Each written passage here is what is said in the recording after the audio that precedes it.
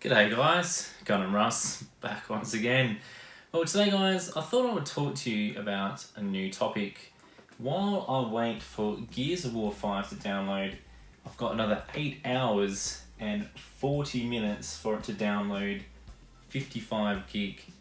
So you can kind of see how bad my internet is here. It's so bad, as you guys know, I can't stream anything. So today I wanted to talk to you guys, I'm just going to put this cup down.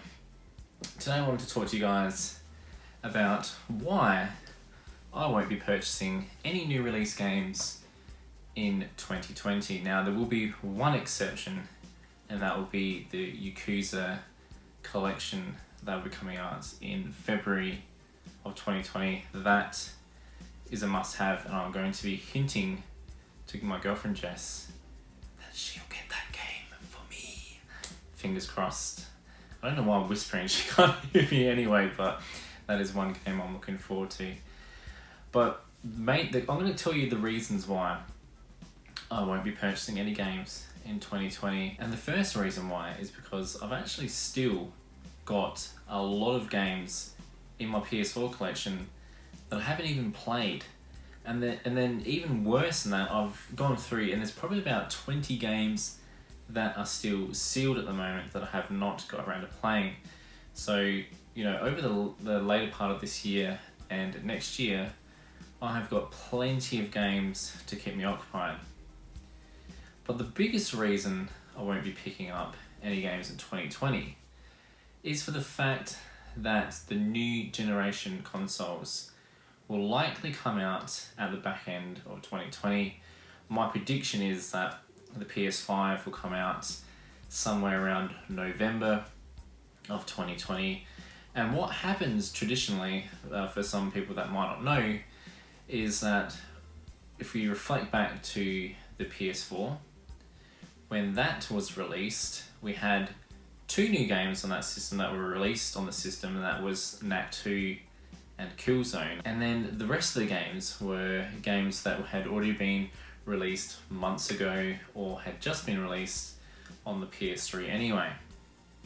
And what happened with the PS4 for that first initial year was there wasn't any sort of new games that were exclusive to that console. They were pretty much games that had already been out on the PS3.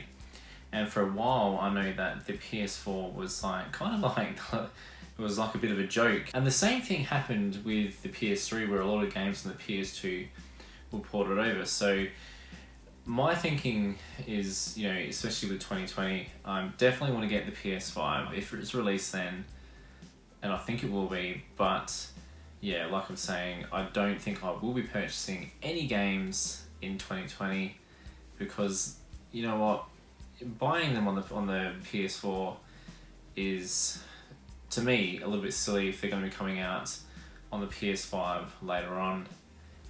You know, granted, a lot of people might say in the comments section, I'm sure you will, that you're going to be able to get those games a lot cheaper, Russ. And there's that possibility that the PS5 might be back compatible. And a lot of people are saying that it's going to be back compatible, but I'm not going to bank on that. You know, with PlayStation, it's a business, and we just do not know how they're going to play this. They might play it allowing you to play PS4 games in there. They might not. Fingers crossed they will. I think it would be an awesome selling point for them to have the backwards compatibility in the PS5, and that would be a huge draw card. But sticking to the topic, guys, yeah, I just don't see the point in me spending all this extra money in 2020 on new games when I know for a fact, if you look back in history, and history doesn't, you know, history tends to, you know, continue on in the generations. You don't really get too much of a change. You'll find that when you get to the PS5, I'm sure there'll be a couple of launch titles, but generally, majority of the games, especially for that 2021 period when the PS5 starts to take off, a lot of those games are just going to be games that we've been given in 2020. So I'm going to enjoy 2020. I'm going to save some money in 2020. I might even look at purchasing some games for consoles I don't have a huge collection for. I'm looking down at my Xbox, it's looking a little bit sad. I'm downloading obviously Gears of War 5. I watched the last game and playing Gears of War 5 and that got me really wanting to get back into the series.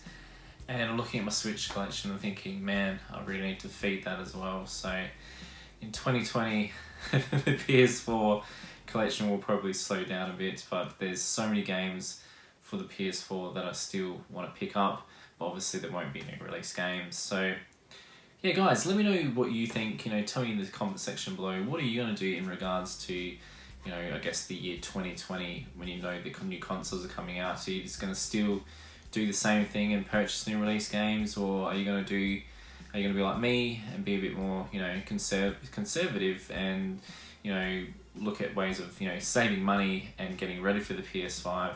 That money you're saving, not buying games in 2020, might give you the money that you need to buy the PS5 or the new Xbox at launch. Well, there we have it, guys, a topic discussion video on how I'm not picking up new release games in 2020. Let me know below if you're doing the same as me, or if you have a different plan in mind. I'd love to know below. As always, guys, leave me a big thumbs up, and if you're new to the channel, please consider subscribing. Come and join us, fellow Gundies. I'm Gunnerus Gaming, and thank you for watching.